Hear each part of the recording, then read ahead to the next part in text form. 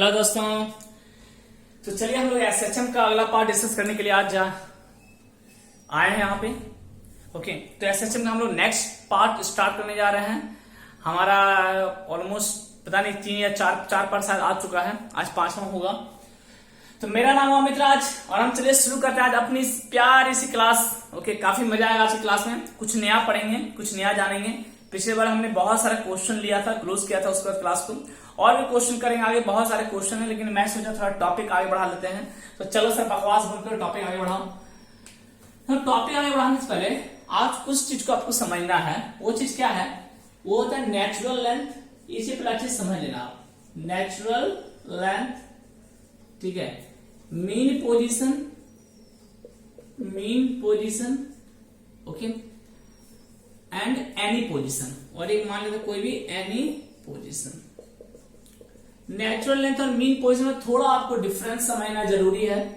Okay, कब natural length होता है, कब मीन पोजीशन होता है, ठीक है। जनरली दोनों सेम भी हो सकता है, ऐसा नहीं है, दोनों सेम भी हो सकता है, ठीक है। लेकिन बहुत बार अलग भी होता है ये चीजें, ठीक है। बहुत सारे लोगों को लगता है ये दोनों सेम है, mean position natural length, but both are different. Natural length क्या हो समझिए। सिंपल सा भाषा बताऊंगा। मान लीजिए ये दीवार है और एक स्प्रिंग ऐसे लगा हुआ है, ठीक। स्प्रिंग क्या आपने कुछ टांगा नहीं है, बस स्प्रिंग को लगा के छोड़ दिया, ठीक है।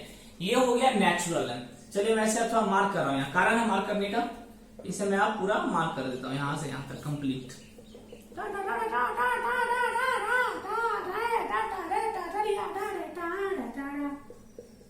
चलो पूरा मार्क कर दिया। ये मेरा हो गया नेचुरल लेंथ। अभी आपने कुछ डिस्टर्ब नहीं किया स्प्रिंग को, एकदम अपने लेंथ में है जितना होना चाहिए।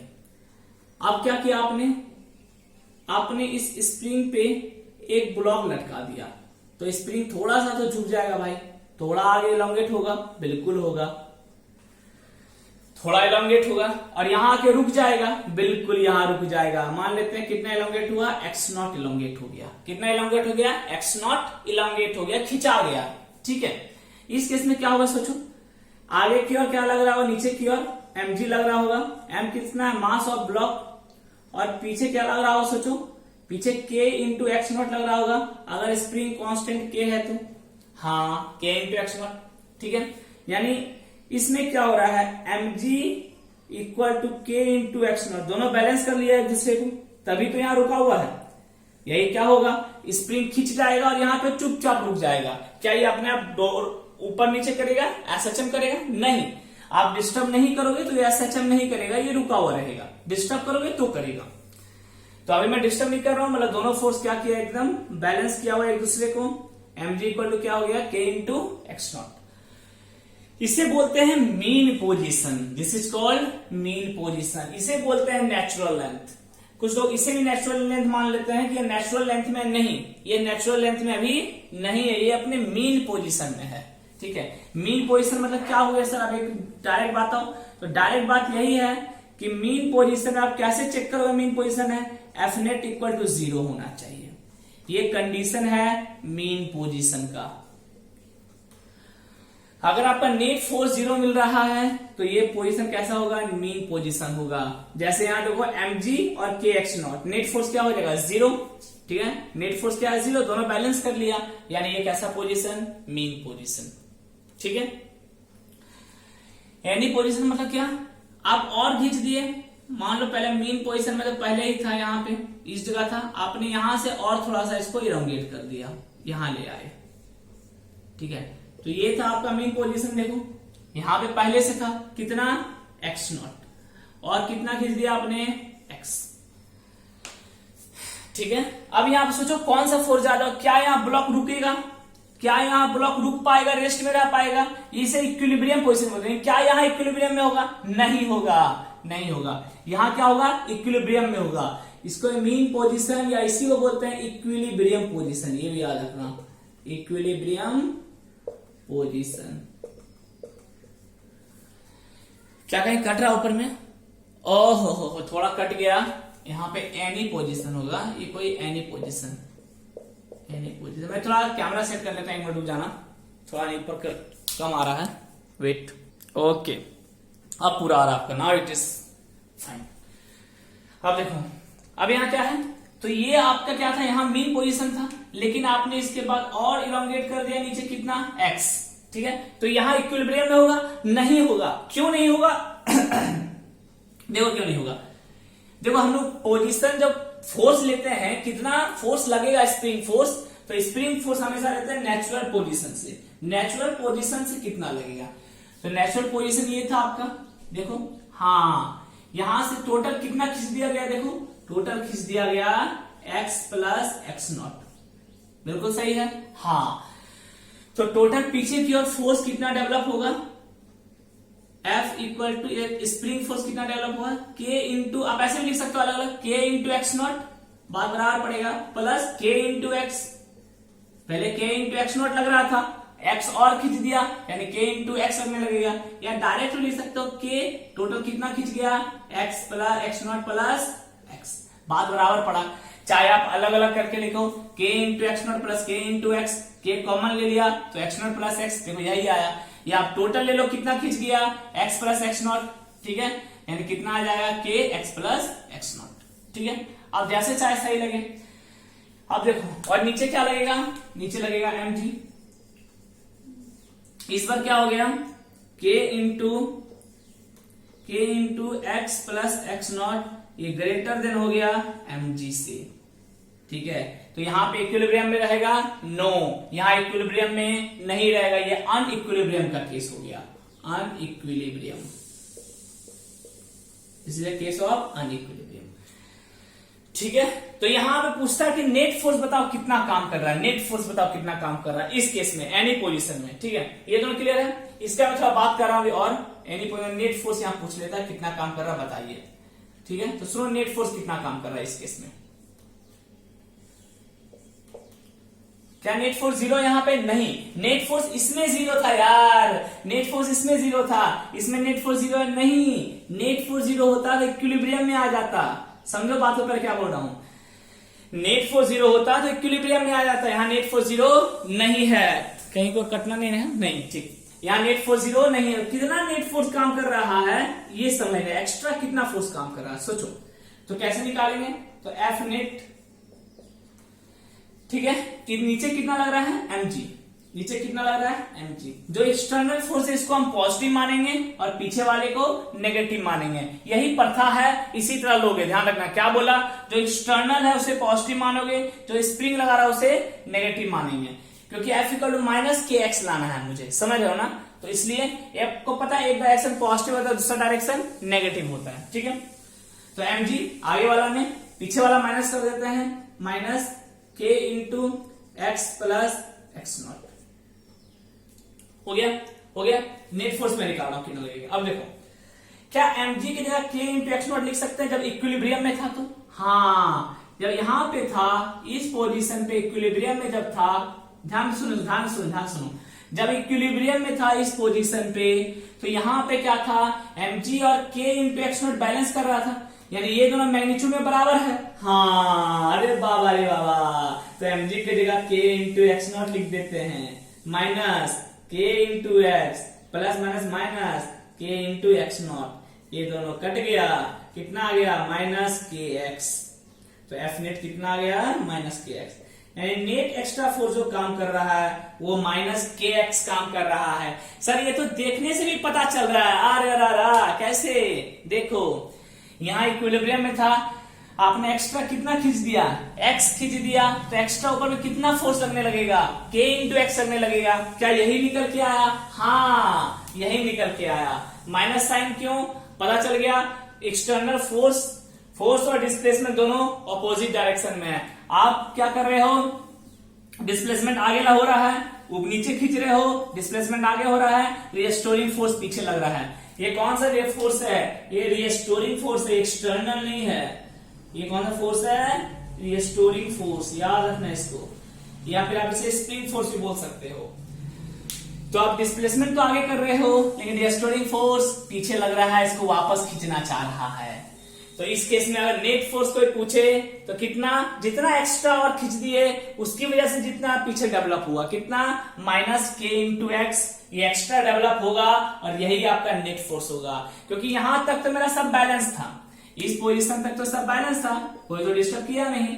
प्रॉब्लम कहां से क्रिएट हो गई, इसके बाद प्रॉब्लम क्रिएट हो गई। यहां तक सब बैलेंस था, ठीक है, तो यहां तक तो कोई नेट फोर्स है नहीं, जीरो। नेट फोर्स यहां पे आया, इसके बाद आया, इसके बाद कितना एक्स्ट्रा आया, के इंटू एक्स माइनस के इंटू एक्स, तो यही मेरा नेट फोर्स हो जाएगा। बढ़िया समझ में आया, ठीक है। आप ऊपर में अगर नीचे को माइनस करोगे इसमें इसको, तो ये पॉजिटिव आ जाएगा, समझ लो ना, फिर गड़बड़ हो जाएगा।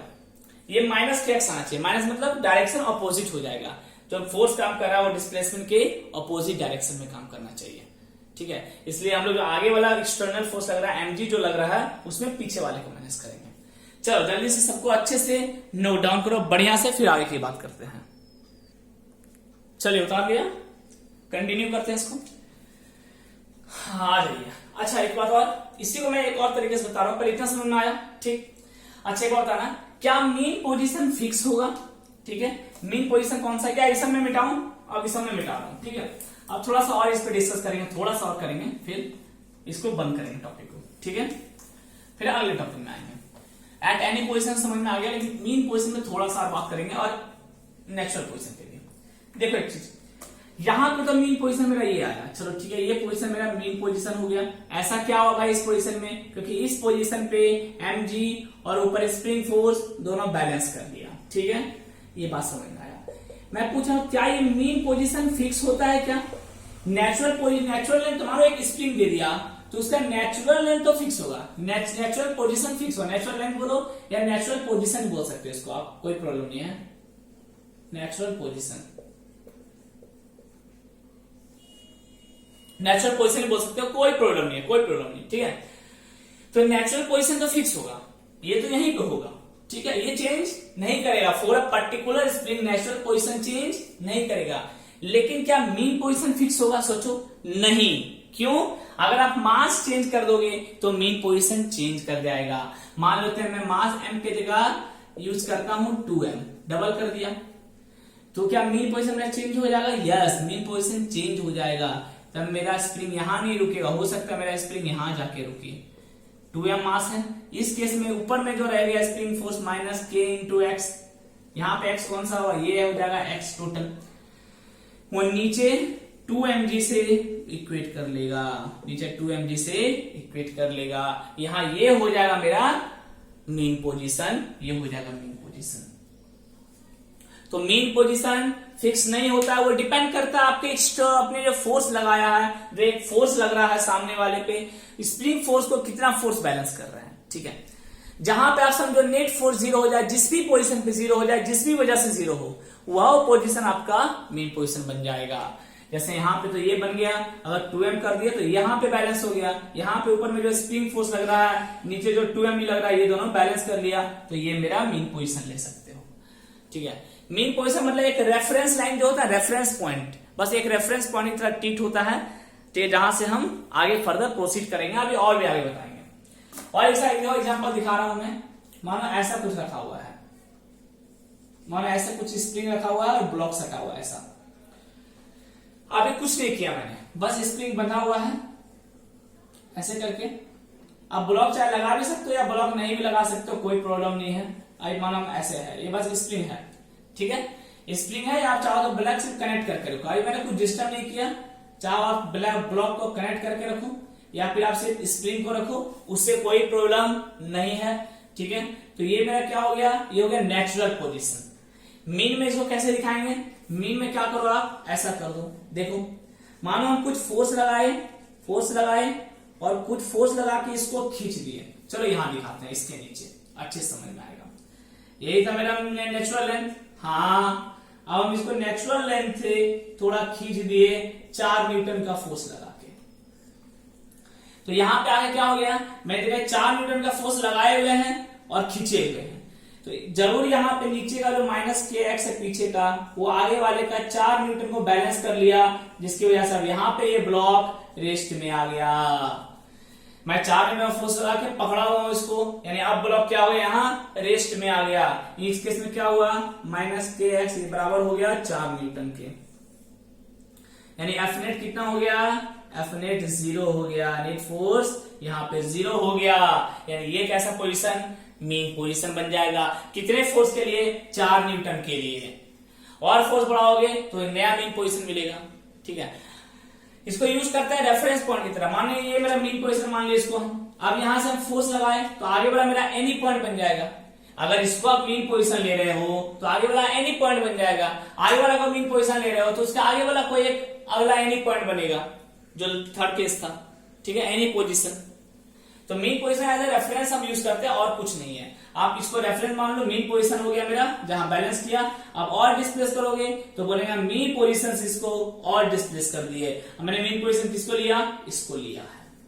ठीक है, तो चलो मेरे ख्याल से आपको मीन पोजीशन, नेचुरल लेंथ और एनी पोजीशन, ये सब पॉइंट क्लियर हुआ होगा किसी भी पोजीशन पे कैसे लेंगे। ठीक है, मीन पोजीशन चेंज कर सकता है जैसा आपका फोर्स काम कर रहा है उसके अकॉर्डिंग में। ठीक है, चलिए ओके ओके ओके ओके, टिंग टिंग टिंग टिंग टिंग टिंग। चलिए अगर पढ़ाते हैं, बताता हूं मैं आपको time period, time period of time SHM, time period of SHM. इससे पहले एक और बार बताना है आपको, time period of SHM. Time period दो तरह हो सकता है, देखो, चाहे बॉब के केस में हो, बॉब भी तो भाई इधर से इधर जाएगा, इधर से इधर, इधर से इधर, फिर इधर से इधर और फिर इधर से इधर।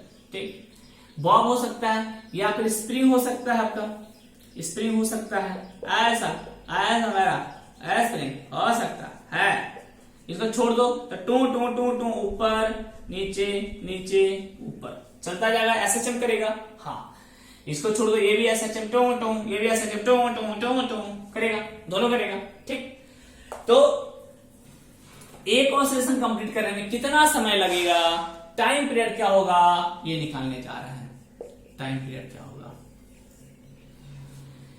ठीक है। हालांकि इसके लिए एक फॉर्मूला बता रहा हूं, इसी को फिर इसके लिए भी अलग से निकालेंगे। देखो मतलब क्या बोल रहा मैं, टाइम पीरियड निकालना है। ठीक ठीक सर, देखो इसमें जो मानते हैं के, वो होता है स्प्रिंग कांस्टेंट। प्लीज समझ लो, के जो होता है वो होता है स्प्रिंग कांस्टेंट। किसके केस में, स्प्रिंग के केस में। स्प्रिंग के केस में इसको बोलते हैं स्प्रिंग कांस्टेंट, जो एफ इक्वल टू लिखते हो -kx। ठीक है, तो स्प्रिंग के केस में क्या बोलते हैं, स्प्रिंग कांस्टेंट। लेकिन इसके केस में अगर के का वैल्यू हुआ तो इसको बोलेंगे कोई दूसरा केस में, कोई भी दूसरा केस में उसे बोलेंगे एसएचएम कांस्टेंट, एसएचएम कांस्टेंट।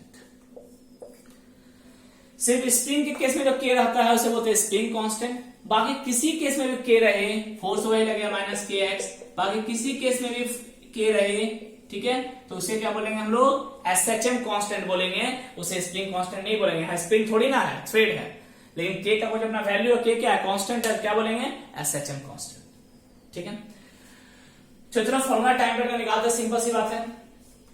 हम जानते हैं के इक्वल क्या होता है, ओमेगा स्क्वायर एक्स, पता है आपको, पढ़े हो। ठीक है, सॉरी के इक्वल एम ओमेगा स्क्वायर, मैं ये भूल गया, याद है। ठीक, एम ओमेगा स्क्वायर पीछे ही पढ़े हैं, देख लेना, पाया वाला वीडियो देख लेना, समझ में आ जाएगा। फर्स्ट वीडियो में ही बताया आपको ये। ठीक है, एम ओमेगा स्क्वायर। अब देखो ओमेगा इक्वल क्या होता है भाई, ओमेगा होता है 2 पाई एफ। पढ़े हो angular frequency, angular frequency omega क्या है, एंगुलर फ्रीक्वेंसी। ठीक, तो omega equal to 2 pi F का बाई टी लिख सकते हैं। ठीक, 2 पाई बाई टी। अब टाइम पीरियड चाहिए, तो time period equal to 2 pi by omega. ठीक है, 2 पाई बाई ओमेगा। ओमेगा का वैल्यू यहां से निकालो, क्या आएगा, देखो ओमेगा इक्वल टू आ जाएगा रूट अंडर के बाय एम,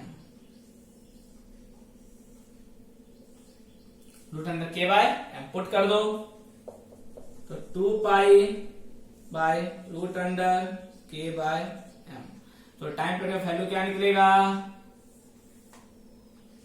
तो टाइम पीरियड का वैल्यू क्या निकलेगा, 2 पाई के बाय एम है, रूट अंडर एम बाय के।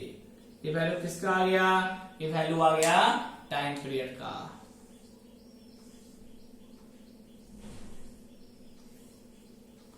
ठीक है, 2 pi root under m by K, याद रखना 2 pi root under m by K. This is value of time period. क्या ये दोनों के लिए लगा सकते हैं? हाँ, आप दोनों के लिए लगा सकते हो, लेकिन फिर भी हम पेंडुलम में एक खास केस निकालेंगे। ठीक है, लगा तो दोनों के ले सकते हो। अगर के का वैल्यू SHM कांस्टेंट पता है और मास ऑफ बॉब पता है, ठीक है, ये बॉब का मास है, तो आप इसमें भी लगा सकते हो। ठीक है, अगर इसमें मास ऑफ ब्लॉक पता है, मास ऑफ ब्लॉक पता है और SHM यहाँ स्प्रिंग कांस्टेंट पता है, तो इसमें भी लगा सकते हो। 2 pi root under m by K, लगा दोनों में सकते हो, लेकिन फिर भी हम पेंडुलम के लिए एक अलग केस निकालेंगे जिसका लेंथ L, इसका लेंथ के टर्म्स में निकालेंगे। इसका K नहीं दिया रहता है, लेकिन हाँ लेंथ ऑफ स्ट्रिंग से तो निकाल सकते हैं, लेंथ ऑफ स्ट्रिंग कैलकुलेट कर सकते हैं। तो लेंथ ऑफ स्ट्रिंग के टर्म्स में इसके टाइम पीरियड का एक अलग फॉर्मूला डिराइव करेंगे हम लोग। ड्राइव इसी के थ्रू करेंगे, ठीक है, इसी के हेल्प लेके ड्राइव करेंगे इसका फॉर्मूला एक और। ठीक है, लेकिन जनरली इसको हम क्या है, जनरली इसको हम यूज करेंगे स्प्रिंग के केस में। स्प्रिंग में हमको स्प्रिंग कांस्टेंट पता होता है तो मेरे लिए आसानी हो जाती है। ठीक है, तो जनरली है सबके लिए जनरल फॉर्मूला है भाई, ये जनरल फॉर्मूला है, सबके लिए एप्लीकेबल है, ध्यान रखना। सिर्फ स्प्रिंग के लिए एप्लीकेबल है ये कहना गलत है। ओके, लेकिन हम देखो इसी केस में के आसानी से मिल जाता है, इसी केस में लेंथ आसानी से मिल जाएगा, तो इसका जो टाइम पीरियड है हम लेंथ के टर्म्स में निकालने की कोशिश करेंगे। पहले यहाँ का टाइम पीरियड पूरा उतार लो। ठीक है, सब कुछ पता है ना? चलिए, इतनी बात समझ में आई। अब आगे की बात करते हैं, सुनिए ध्यान से। इसको मिटाऊं मैं, चलो 2 pi root under m by K, याद रखना इस फॉर्मूला को।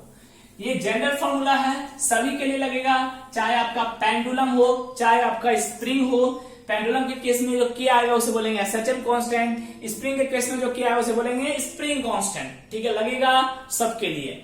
ओके, यहाँ m क्या हो जाएगा, स्प्रिंग के केस में बोलेंगे ब्लॉक का जो मास है वो होगा, और पेंडुलम केस में जो बॉब का मास है वो होगा। अब चलते आप पेंडुलम केस में कुछ खास केस पढ़ेंगे, क्योंकि पेंडुलम में हमको लेंथ के टर्म्स में डील करना होगा, इसलिए हम लेंथ के टर्म्स में इसका टाइम पीरियड निकालेंगे। अब पता है, मैं बताया था कि पेंडुलम केस में क्या होता है, थोड़ा सा डिस्प्लेस करते हैं। ठीक है, टाइम पीरियड ऑफ SHM, ये टॉपिक का नाम रख सकते हो, कोई दिक्कत नहीं है। ठीक है, 4 पेंडुलम ऐड करना है तो ऐड कर लो, 4 पेंडुलम। ठीक है,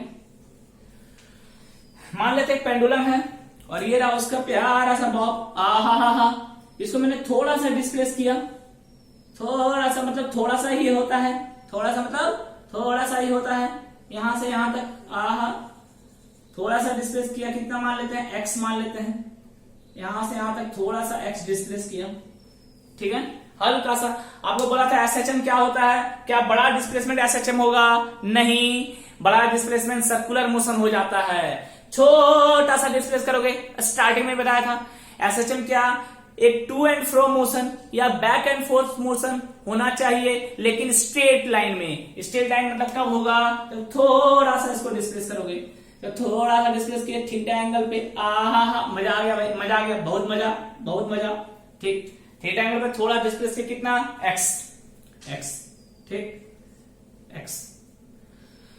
लेंथ ऑफ पेंडुलम मान लेते हैं स्ट्रिंग। ठीक है, okay okay okay okay okay okay okay.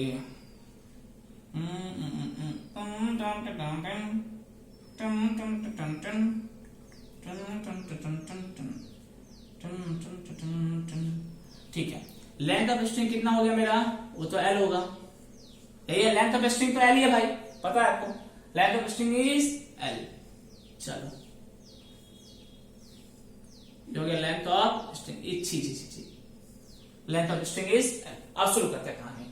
ठीक है, अब देखो टाइम पीरियड इक्वल टू होता है मेरा 2 pi root under m by K. यानी अब हमको अगर निकालना है तो पहले k को हमको यहाँ निकालना पड़ेगा। इसका k नहीं पता मुझे क्या है, k क्या है यहाँ पे मेरा, k है मेरा SHM कांस्टेंट, ये मेरे को निकालना पड़ेगा। ठीक है, ये मुझे नहीं पता। आ जा, देखो सुनते जाना, अच्छी कहानी को सुनते जाना। नीचे क्या लग रहा होगा यहाँ पे, mg सर, mg, हाँ शाबाश, शाबाश mg। इसको अब आगे बढ़ाते हैं, थोड़ा सा लिखते जाओ mg। ठीक, ये थीटा है, देखो इसी को आगे बढ़ा रहा हूं मैं, ज्यादा कुछ नहीं कर रहा, ये जो है इसी को आगे बढ़ा रहा हूं ऐसा, ये देखो। ठीक, तो ये एंगल में कितना हो जाएगा थीटा, अरे हाँ, अरे हाँ, अरे हाँ, ये एंगल में थीटा हो जाएगा, हाँ सर हाँ। तो mg का कंपोनेंट इधर कितना है बता सकते हो, ये हो जाएगा mg cos थीटा। अच्छा, और इधर वाला कंपोनेंट कितना होगा, mg sin थीटा। अब सुनो जो पूछना सुनना, तो रिस्टोरिंग फोर्स कौन सा है जो इसको बोल रहा है चल तू अपने घर वापस चल। रिस्टोरिंग फोर्स कौन सा लग रहा है, रिस्टोरिंग फोर्स लग रहा है mg sin थीटा, जो इसको वापस खींच रहा है अपनी ओर, अपने पोजीशन पे, अपने मीन पोजीशन पे।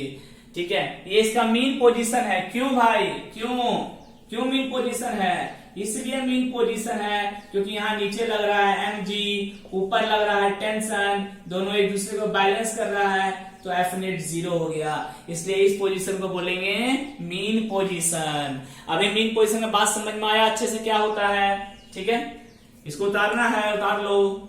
ठीक है, चलो, तो यानी इसको मीन पोजीशन में आने वाला रिस्टोरिंग फोर्स जो है, एफ रिस्टोरिंग फोर्स, वो कौन सा है, वो है mg sin थीटा। अरे वाह वाह वाह वाह सर वाह, मजा आ गया, मजा आ गया। लेकिन सुनो, डिस्प्लेसमेंट इधर हुआ, हाँ डिस्प्लेसमेंट तो इधर किया हम, और रिस्टोरिंग फोर्स इधर लगा, यानी डिस्प्लेसमेंट इधर, रिस्टोरिंग फोर्स इधर, दोनों अपोजिट डायरेक्शन में है, तो आगे माइनस लगेगा, आगे माइनस लगेगा। ठीक हो गया, ये रिस्टोरिंग फोर्स तो नेगेटिव में होगा भाई, अपोजिट डायरेक्शन में लग रहा है। और रिस्टोरिंग फोर्स फॉर्मूला क्या था, माइनस के एक्स, तो minus K X equal to minus mg sin theta, minus से माइनस गया। ठीक है, k का वैल्यू क्या निकला, mg sin theta by x। अच्छा, बहुत अच्छा, बहुत बढ़िया, मजा आ गया। हाँ, अब साइन थीटा की बात करते हैं। साइन थीटा वैल्यू निकाल के पुट कर देंगे, मेरा के का वैल्यू आ जाएगा।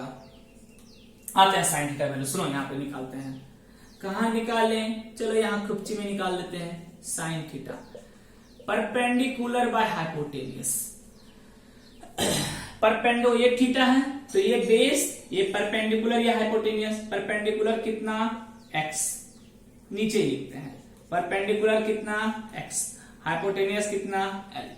अब थीटा यहाँ क्या है, वेरी स्मॉल, थीटा क्या है, वेरी स्मॉल, तो वेरी स्मॉल के लिए आप जानते हो sine theta nearly equal to theta.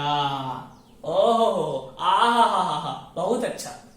ठीक है, तो यहाँ क्या लिख देंगे, साइन थीटा की जगह थीटा, जो कितना आया x बाय l। ठीक है, आप कोई दिक्कत नहीं है, आप साइन थीटा लिखना साइन थीटा भी लिख सकते हो, बस मैंने बता दिया साइन थीटा जो नियरली इक्वल टू थीटा होता है, कोई बहुत बड़ा इशू नहीं है, कोई रॉकेट साइंस नहीं है, दिमाग ज्यादा नहीं लगाना इसमें। ठीक है, आ जाओ साइन थीटा पुट कर दो, तो k का वैल्यू क्या हो जाएगा, mg into X by X into L.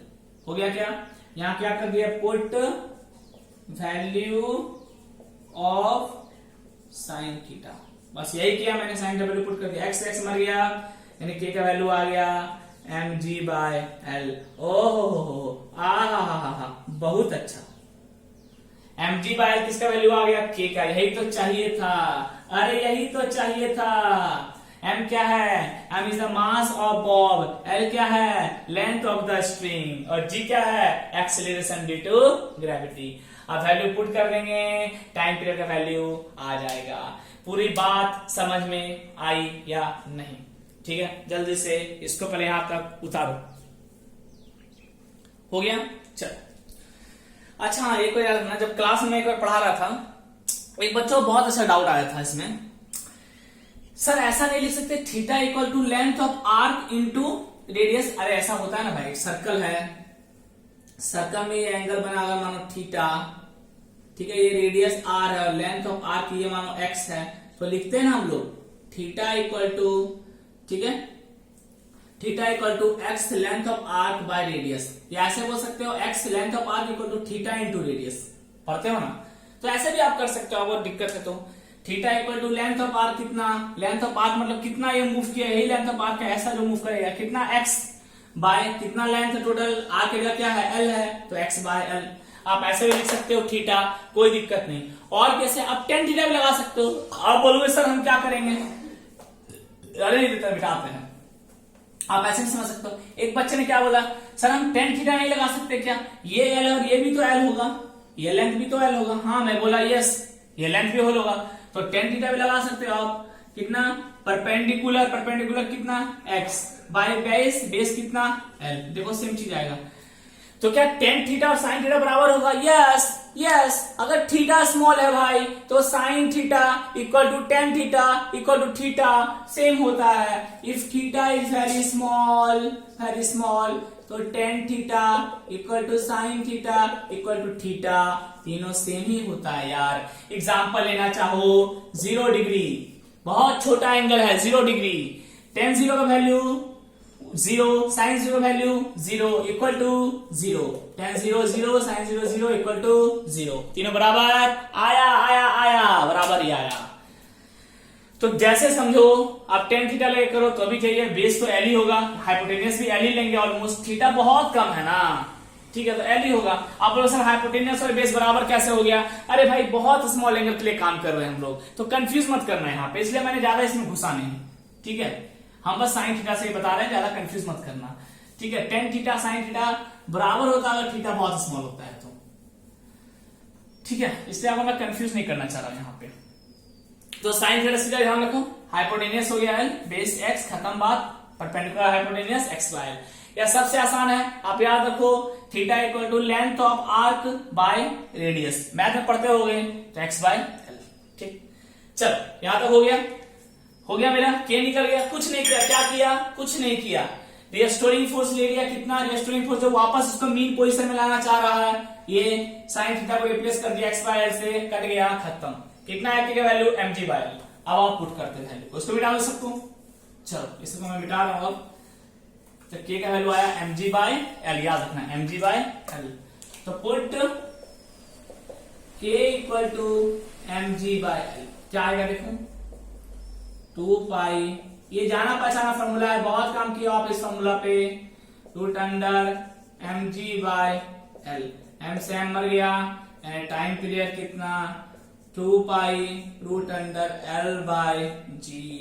यही आपका फॉर्मूला बना टाइम पीरियड का, किसके लिए पेंडुलम के लिए, ठीक है, ये पेंडुलम के लिए है। एक ऐसा पेंडुलम जिसका लेंथ कितना है एल है, ठीक है, इसका लेंथ कितना है एल है, इसका पेंडुलम जिसका लेंथ एल है उसके लिए जो टाइम पीरियड का फॉर्मूला होगा वो 2 pi root under L by g हो जाएगा। बात समझ में आई, क्या किया, बस के का एसएचएम कांस्टेंट का वैल्यू निकाल के पुट कर दिया, आ गया। तो पेंडुलम केस में हम यही फॉर्मूला यूज करते हैं, लेंथ ऑफ थ्रेड को कैलकुलेट करना बहुत आसान है मेरे लिए, तो आराम से हम टाइम पीरियड निकाल सकते हैं। तो इसे लिख लो, अब अगला टॉपिक शुरू करते हैं हम लोग नेक्स्ट, ठीक है। अच्छे समझना, कमर बांध के बैठ जाओ अच्छे से। चलिए थोड़ा सा यहाँ पे साइनिंग हो रहा है ना, 1 मिनट रुक जाओ, थोड़ा साइन कर रहा है, मैं तो साइन को हटा देता हूँ। नाउ इट इज फाइन, ठीक है। चलिए तो क्लास कंटिन्यू करते हैं हम लोग यहाँ से। सही लिख लिया पूरा आपने, सब कुछ सही आ रहा है, सब कुछ सही आ रहा है, ओके ठीक है। अच्छा इसमें एक चीज और आपको बताना था, आपको ये बात आपको आगे समझ में आ जाएगी वैसे, लेकिन फिर बता दे रहा हूँ। तो आपको टाइम पीरियड का 2 फॉर्मूला मिला, एक तो ऊपर वाला जो दिख रहा है ये, और एक वाला जो नीचे वाला दिख रहा है ये, ठीक है। यहाँ पे जो के है, ये के का जो इफेक्टिव के होगा वो पुट करेंगे, याद रखना। यहाँ क्या पुट करेंगे, इफेक्टिव वैल्यू ऑफ के का अलग अलग जगह अलग अलग वैल्यू होता है, जो भी इफेक्टिव वैल्यू आएगा मेरा के का वो यहाँ पे जाएगा। अगर के जगह मानो के बाय 2 आ गया तो यहाँ के बाय 2 पुट करना पड़ेगा, ठीक है। तो यहाँ इफेक्टिव वैल्यू ऑफ के रखेंगे, के कोई फिक्स नहीं है, के ही आएगा, कुछ भी हो सकता है। और यहाँ जी फिक्स नहीं है, जी ही होगा। यहाँ भी effective value of g, effective value of g मत बोलो, इफेक्टिव वैल्यू ऑफ एक्सीलरेशन ये बोलो। अरे जी क्या है, एक्सीलरेशन ही तो है। अभी फिलहाल ये किसके अंदर हो रहा है, फिलहाल ये अर्थ के अंदर हो रहा है, ये SHM अर्थ करवा रहा है, अर्थ के इन्फ्लुएंस में हो रहा है ना, तो यहाँ पे G आ गया। जरूरी है अर्थ के इन्फ्लुएंस में हो। अगर मैं पेंडुलम को चांद पे ले गया तो G/6 करना पड़ेगा, हाँ, तो यहाँ G/6 आएगा। कोई दूसरे प्लेनेट पे ले गया तो G और चेंज करेगा तो वहां दूसरा G आएगा। तो यहाँ ये G फिक्स नहीं है भाई, रट्टा मार के मत बैठ जाना कि ये G ही हमेशा हो, ये अर्थ के लिए होगा। G किसके लिए होगा? फॉर अर्थ ओनली, सिर्फ अर्थ के लिए होगा। जरूरी थोड़ी ना हमेशा G रहे, ठीक है। तो यहाँ पे G हमेशा रहे ये जरूरी नहीं है, ठीक है। ये इफेक्टिव वैल्यू ऑफ एक्सीलरेशन, ऐसे याद रखो, एक्सीलरेशन जो भी इफेक्टिव वैल्यू होगा वो यहाँ पुट होगा, और यहाँ इफेक्टिव वैल्यू ऑफ K का जो इफेक्टिव वैल्यू होगा वो यहाँ पुट होगा, ठीक है। अभी आगे क्लियर होगा आपको, इसे डोंट वरी, ठीक। अभी आगे बात करेंगे तो और भी अच्छे से समझ में आएगा।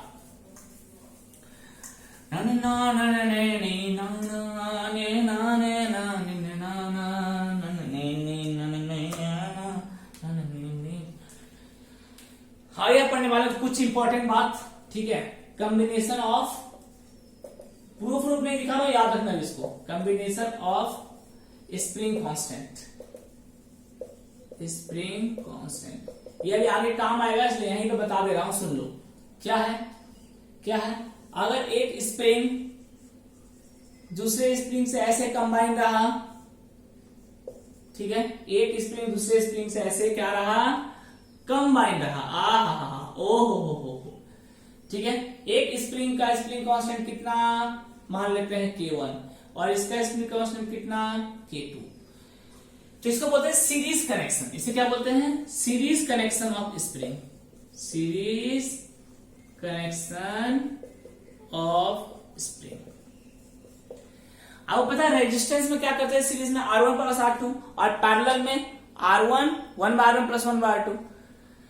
यहां पे जो सीरीज में होता था रेजिस्टेंस का, वो यहाँ पे पैरेलल में होगा। अगर दोनों के स्प्रिंग को रिप्लेस करके एक सिंगल स्प्रिंग आप बनाते हो, दोनों को रिप्लेस करके अगर आप सिंगल स्प्रिंग बनाते हो, तो इसका K इफेक्टिव क्या होगा? नेट स्प्रिंग कांस्टेंट कितना होगा? K इफेक्टिव आपको निकालना है। तो इस केस में जो K इफेक्टिव हो जाएगा,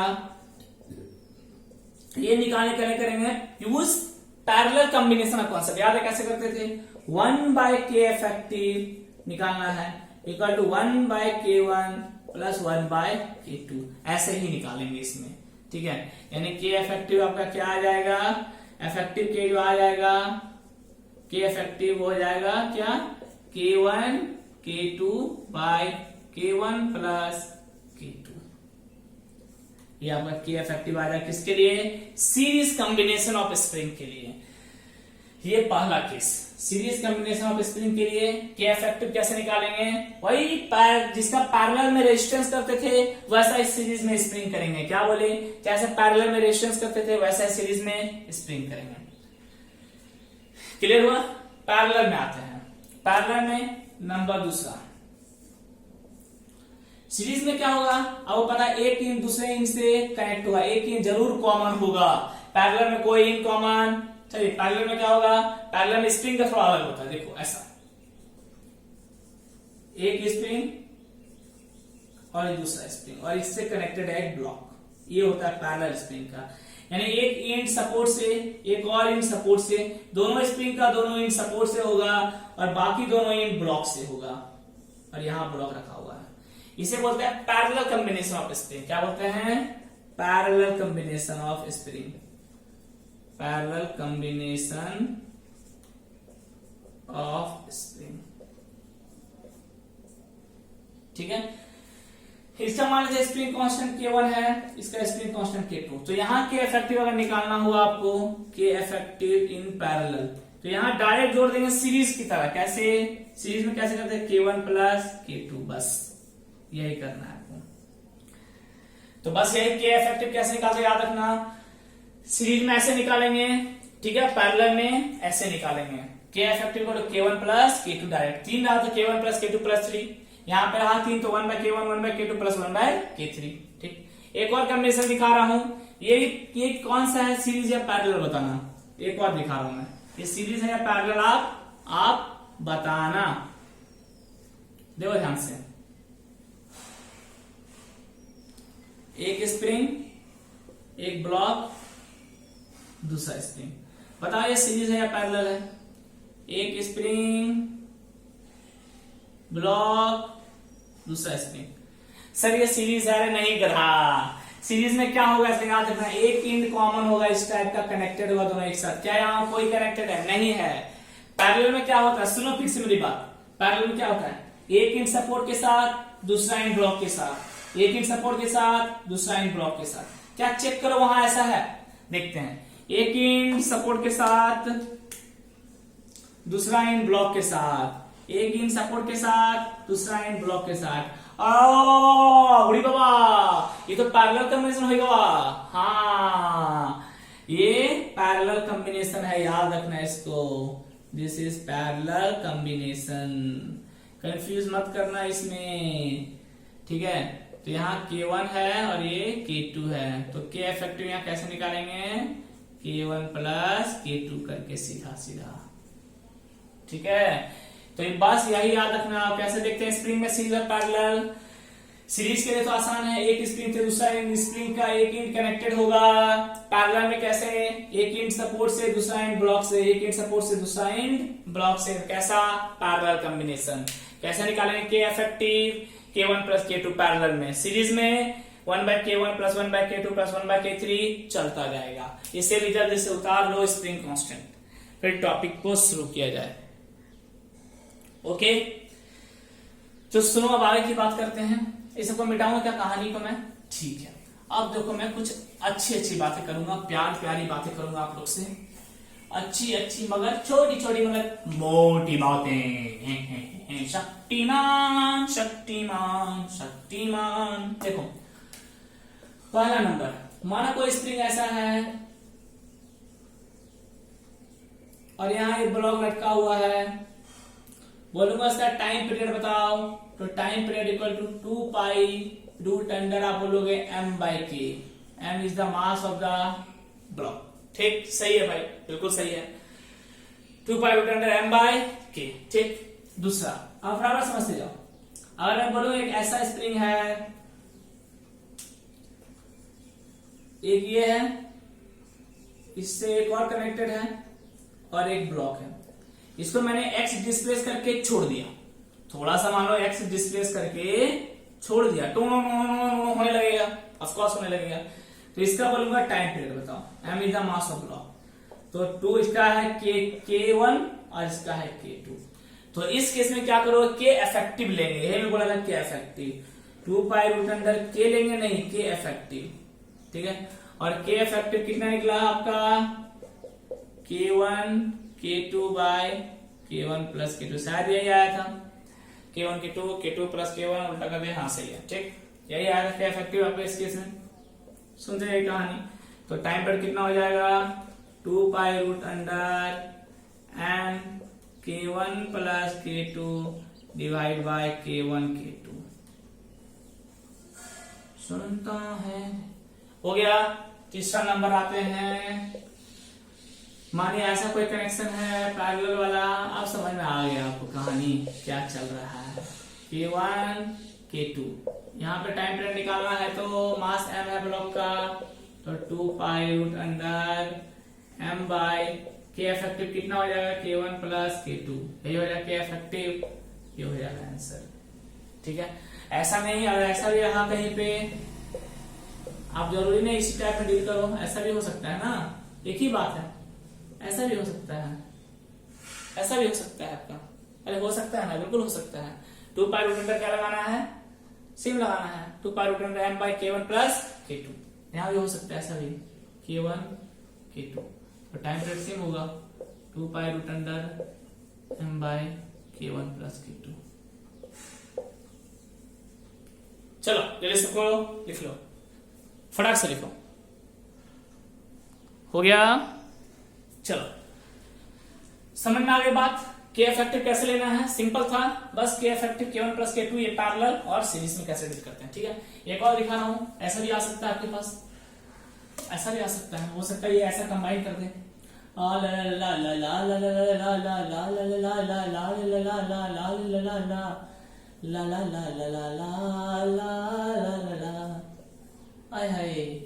मास m है, ठीक है। ये मान लेते हैं K1, ये है K2, ये है K3।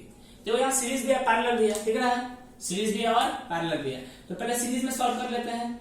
सीरीज में सॉल्व करेंगे तो कैसा बनेगा, ये तो मेरा कितना है K1 है, ठीक, और ये रहा मेरा ब्लॉक, और सीरीज में सॉल्व कर देते हैं इसको। सीरीज में सॉल्व कर कितना निकलेगा, K2 K3 bye K2 plus K3, यही आएगा इक्विवेलेंट। हाँ, K2 K3 bye K2 plus K3, ठीक ठीक। अब देखो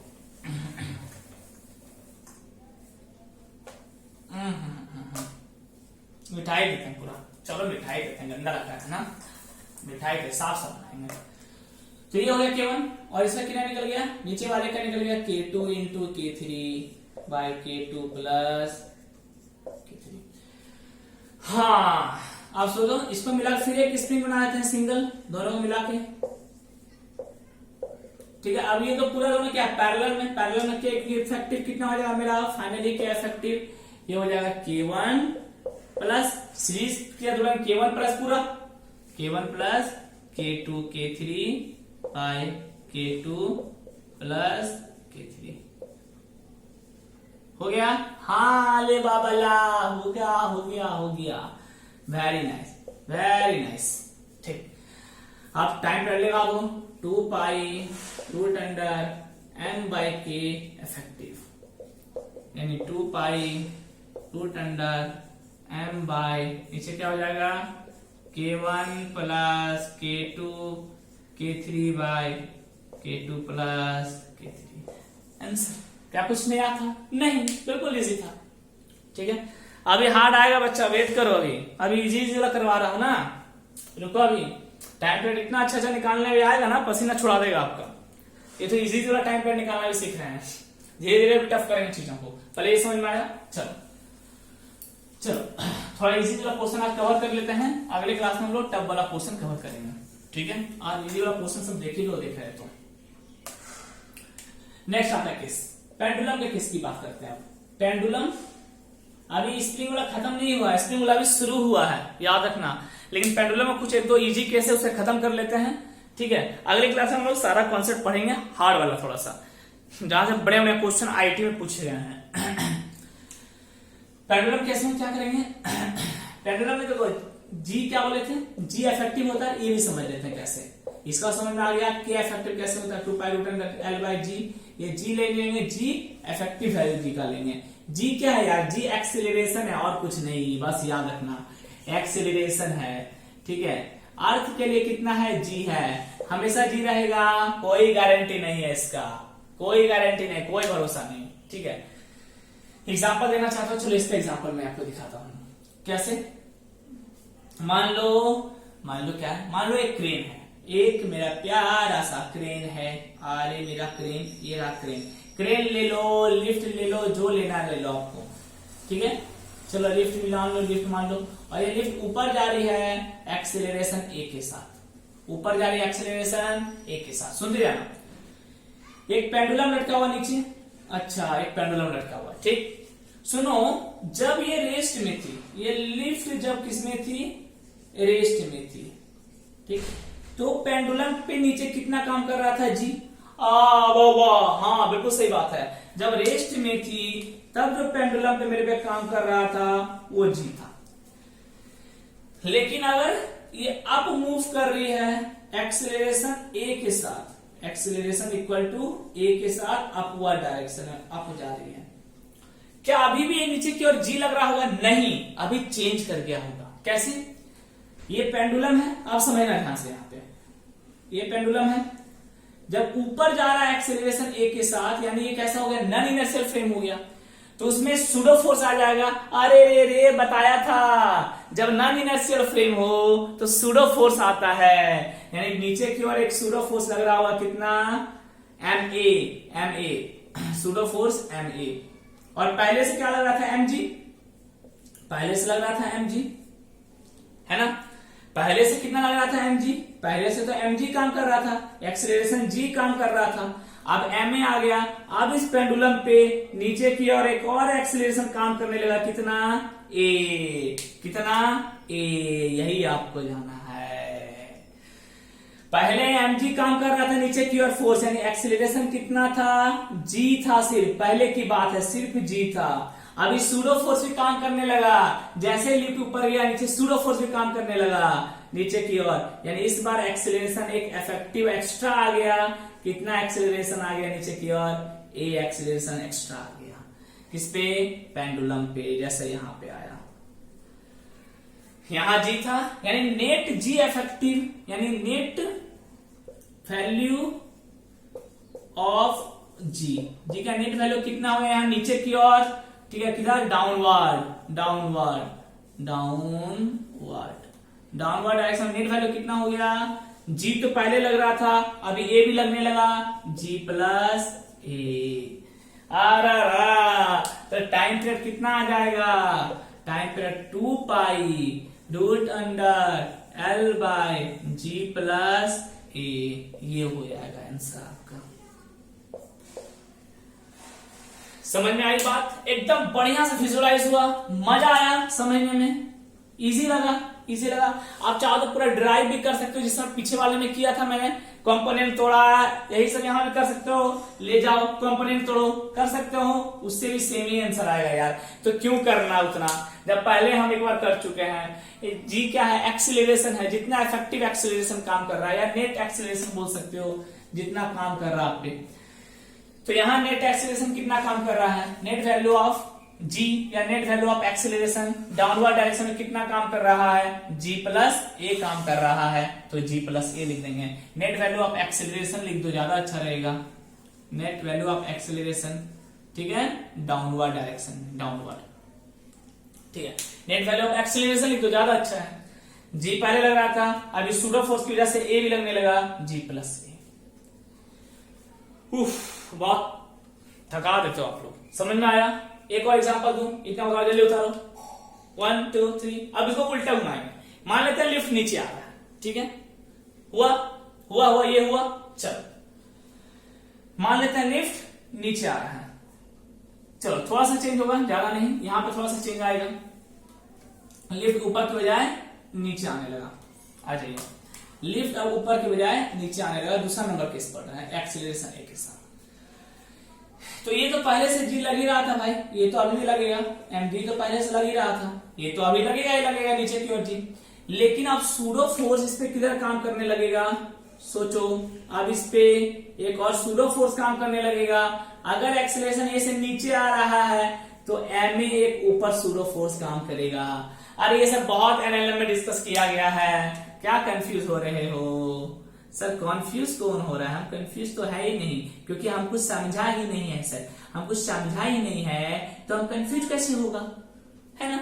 चलो, तो नीचे एक्सीलरेशन a से आ रहा है तो एक सूडो फोर्स ऊपर की ओर लगेगा ma, यानी ऊपर की ओर एक एक्स्ट्रा एक्सीलरेशन आ जाएगा इसका, सॉरी कितना, a, यानी एक नीचे और एक ऊपर की ओर ma लग रहा होगा इस पे सूडो फोर्स की वजह से, क्योंकि एक्सीलरेशन a से नीचे आ रहा है लिफ्ट, यानी ऊपर की ओर एक एक्सीलरेशन डेवलप कितना हो गया, a, यानी नीचे की ओर g, ऊपर की ओर a, तो नेट वैल्यू ऑफ एक्सीलरेशन कितना काम कर रहा होगा यहाँ पे, यहाँ नेट वैल्यू ऑफ एक्सीलरेशन कितना काम कर रहा होगा, net value of acceleration equal to नीचे g ऊपर a, g, तो g माइनस a हो जाएगा, होगा क्या, होगा क्या, अरे बिल्कुल होगा, बिल्कुल होगा, g माइनस a, पहले से g लग रहा था, ठीक है, पहला वाला केस में क्या g भी लग रहा था और नीचे a लग रहा था, तो g प्लस a किए, इस बार नीचे g लग रहा है, ऊपर a लग रहा है, देखो ऊपर डायरेक्शन में एक्स्ट्रा ऊपर a लग गया, यानी g के वैल्यू को घटा दिया, हाँ g के वैल्यू को घटा दिया, कितने से, a से, तो net value of acceleration g minus a, यानी time period g minus a हो जाएगा। हाँ, समय कितना हो गया है, चलो 1 घंटा होने को आपका, पूरी बात समझ में आई, अच्छे से टाइम पीरियड निकालना समझ में आया, जितना हो सकता था आसान भाषा में आपको समझाने की कोशिश की मैंने, बढ़िया से समझाया, एंजॉय किए होगे, मजा आया होगा आपको, ठीक है। तो मिलते हैं आपसे अगले क्लास में और बहुत सारे क्वेश्चन के साथ और अच्छे अच्छे क्वेश्चन के साथ, ठीक है। अभी ये टॉपिक कर लिया, अगले क्लास में सिर्फ क्वेश्चन होगा, बढ़िया क्वेश्चन होगा टाइम पीरियड पे। तो अलविदा, wish you very all the best and thank you.